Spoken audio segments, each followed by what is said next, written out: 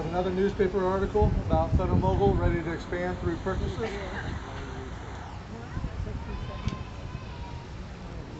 A copy of our steel prints, which is our monthly newsletter that came out each month. The newsletter had articles from the plant manager, had employee highlights, recipes, games, things like that, just what was going on at the plant. See, we have a certificate of completion for 5S, the Visual Workplace. So 5S is still a program we're looking to implement and maintain out here.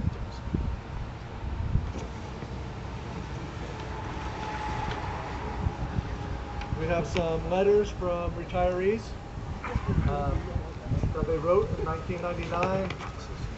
I know that a couple of them, I kind of browsed through these yesterday.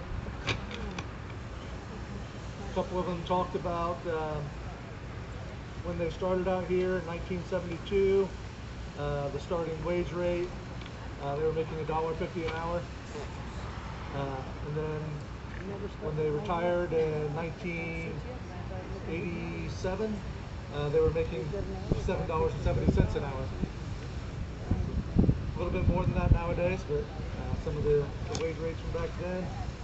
And found another one with a retirement bidder. Actually had a poem from a employee out here, John Clark, who worked in our metal treatment line. He wrote a poem when he retired. The poem is, "I've done my job throughout the years. Now it's time for me to rest and dwell upon my memories etched deep inside my chest. My course is run, my battle done, and I won't be sorry. For the rest of my way, I can proudly say I'm a National SEAL retiree."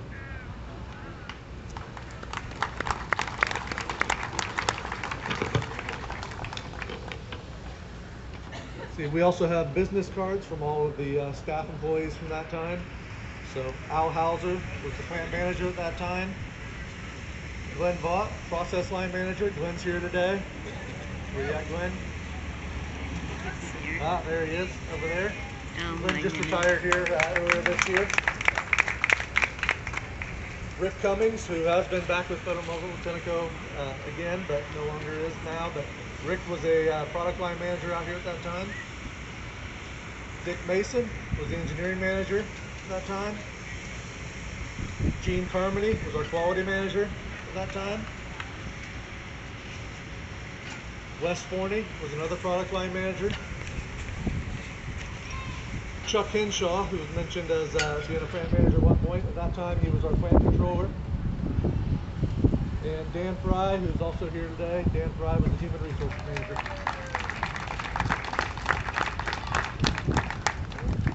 Let's see, also in here, we have some old slides, photos from the plant from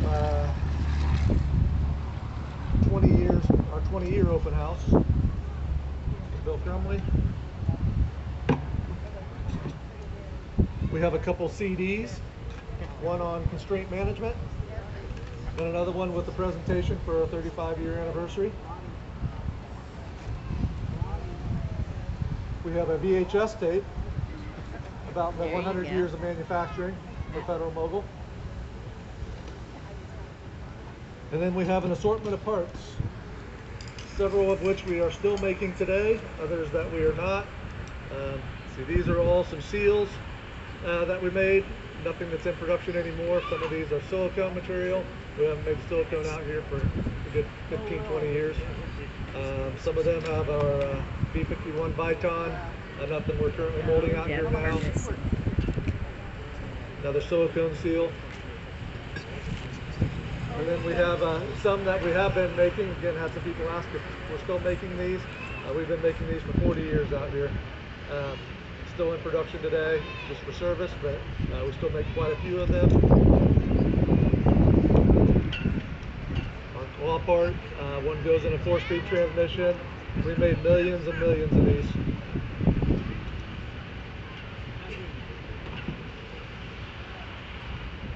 Let's see, a couple other parts. This was our first part that went through a laser drilling operation back when laser drilling was a new operation. Again, 35 years ago.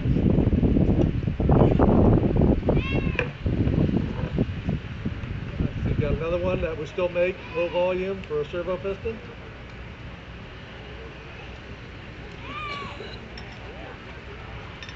And a few more, again, old 4-speed seals. All of this was before we launched all of the 6-speed transmissions that were new in the early 2000s.